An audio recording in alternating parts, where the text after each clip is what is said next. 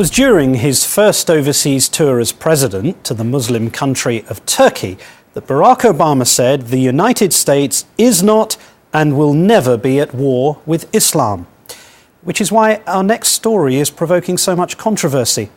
It concerns inscriptions that refer to biblical texts on weapons being deployed by American forces. Here's our chief investigative correspondent, Brian Ross. Brian?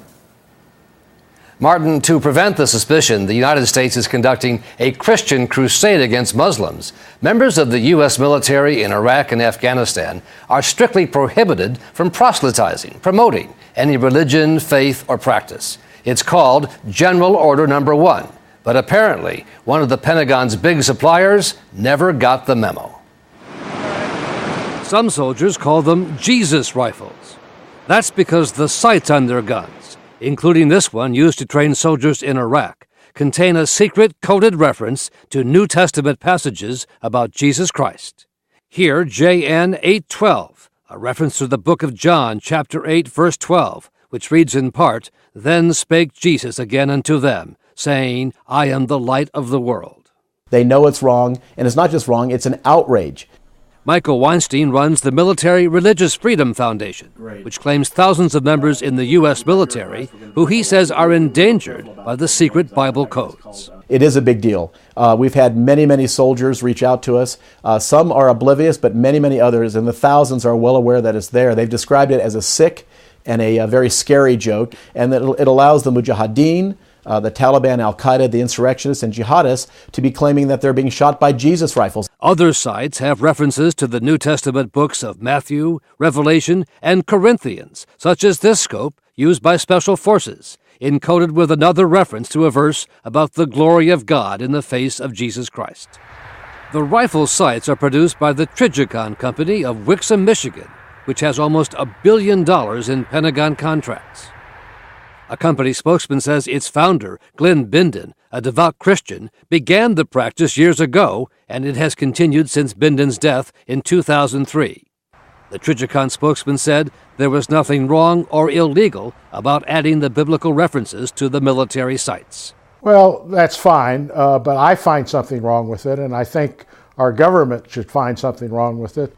Retired Major General William Nash commanded the 1st Brigade of the 3rd Armored Division during Desert Storm in Iraq.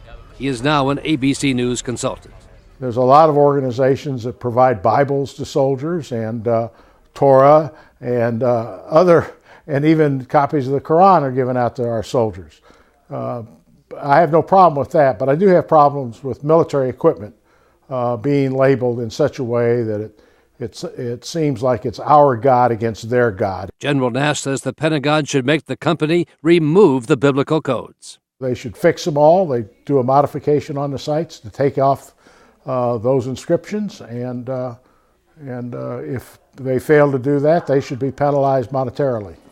At the Pentagon, the Army and the Marines told ABC News they were unaware of the biblical codes until we contacted them. One of the really cool things that I like about this site. But on gun enthusiast and military websites, the presence of the New Testament references seem well known.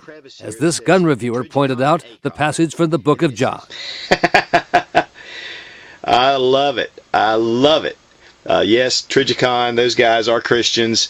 And, they're just, and all of their different sites, they have verses on there. So just a little neat side note. For those of you who aren't Christians, well, whatever, get over it. All right. So anyway. We received information just very recently from one of our clients indicating that the rifle was referred to as the spiritually transformed firearm of Jesus Christ. Even with the general order against religious proselytizing, the biblical references on the rifle sites is only the latest example of a clash in the U.S. military over Christian symbols and preaching in Iraq and Afghanistan. 2 years ago in Afghanistan, American documentary filmmaker Brian Hughes saw boxes of New Testament Bibles published in Afghan languages. It was clear that those Bibles were there for the purpose of being distributed to the Afghan people, not to other soldiers, not to other people on the base, but to Afghan civilians.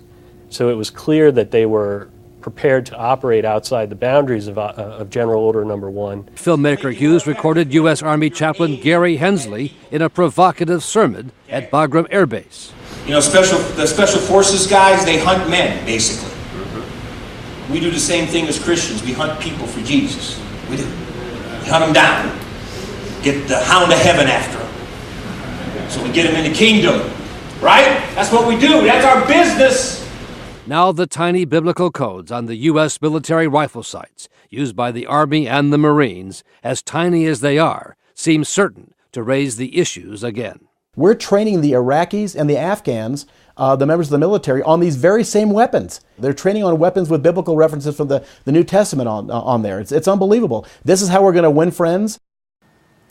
It's not known precisely how many of the rifle sights with the secret Bible codes are now in use by the military.